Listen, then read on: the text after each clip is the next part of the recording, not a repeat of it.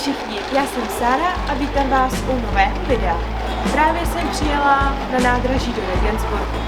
Minulý týden jsem měla prázdniny v Německu, měla jsem zkouškové období v Česku a rozhodla jsem se tento poslední víkend strávit tak trochu odpočinkově. Takže jsem vyrazila do Regensburgu. A vzhledem k tomu, že už je večer, tak se jdeme přesunout na ubytování. A po krátkém bloudění ve stemnělých regensburských uličkách jsem konečně dorazila na ubytování. Takže si pojďme udělat takový menší room tour. Není to nic zajímavého. Naše věci. Postel.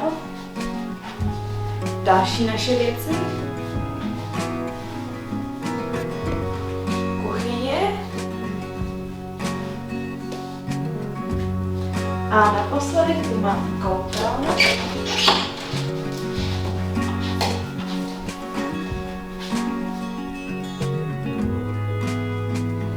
A ještě bych vám měla říct jednu věc, a to, že tu nejsem sama. Jsem tu se svým kameramanem a střihačem Martinem. A to je z dnešního dne všechno. Máme tu druhý den. Za námi se nachází nejstarší kamenný most v Německu a poté pak historické centrum města, plný gotických památek. Most byl budován mezi lety 1135 až 1146. Je dlouhý 330 metrů. Protože se dlouhou dobu jednalo o jediný most přes Dunaj, město zbohatlo na výběru mýta. Kamenný most je údajně dílem téhož stavitele jako Judití most v Praze a posloužil také jako inspirace pro další mosty. A ještě jedna taková zajímavost. Slavné párky Würstchen údajně vznikly při stravování dělníků při stavbě tohoto mostu. Nyní jsme se přesunuli k další významné památce, což je Dom svatého Petra.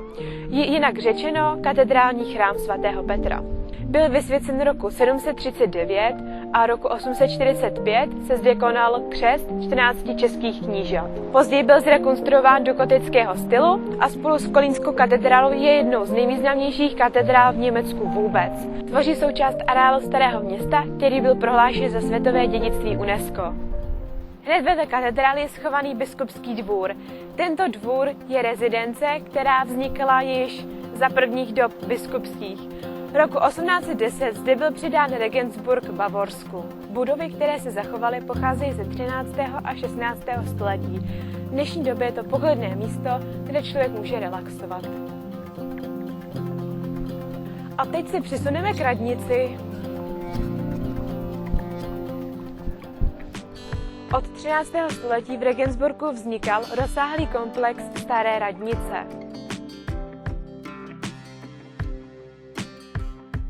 Dostali jsme se ke Zlaté věži. Bohaté patricijské rodiny vystavěly tyto věže jako symbol svého postavení. Čím vyšší věž byla, tím vyšší měla rodina postavení. A to je důvod, proč je Regensburg město věží. Veřejnosti je bohužel přístupné pouze vnitřní nádvoří. V Regensburgu ale není k nespočítání jenom věží, ale také kostelů. Takže jsme si dali menší tour do kostely.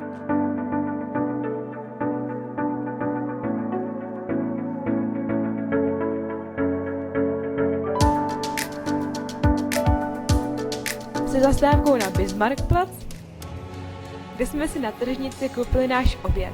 Koupili jsme si typickou housku s klobásou a já vám přeju dobrou chuť.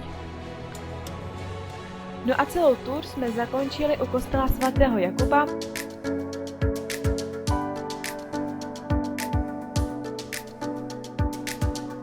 a svatojakubskou bránou. Zde byla zeď původně tvořena 4 gotickými branami ze 13. století. V současné době zde zůstaly pouze 2 bílé věže, do kterých byly později vybourány nové vchody.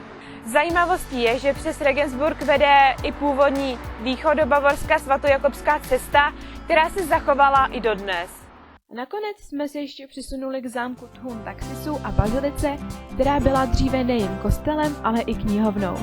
Od 19. století je ale součástí zámku se vstupem přímo ze zámecké zahrady.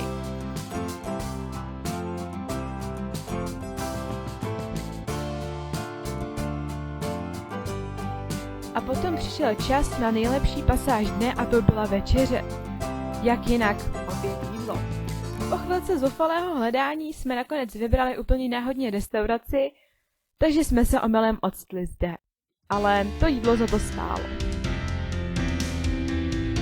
No a po večeři nás přivítal noční Regensburg, který vypadá úplně jinak než ve dne. A procházkou po nočním Regensburgu skončil druhý den. Je neděle a za námi je zamlžený Regensburg a my si jdeme dát snídaní do nějaké kavárny. Jelikož kavárna, kde jsme si chtěli dát snídaní, byla zavřená, nesnídali jsme se na Biskupském dvoře. Poté jsme vyrazili ještě na poslední procházku po Regensburgu, při které jsme ještě natočili nějaké ty záběry a objevili třeba tenhle památník, který patří Janu Palachovi a úplně ten stejný můžete najít i na pražské Náplavce. A pak už mě čekala jen jízda domů.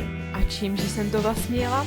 No, jako nejrychlejší a zároveň ku podivu i nejlevnější varianta mě vyšla cesta tímhle.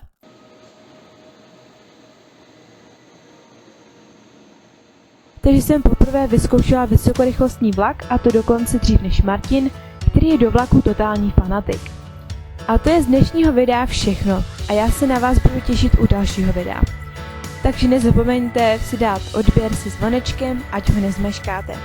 Lajkujte, komentujte, sdílejte a do té doby se podívejte i na další videa.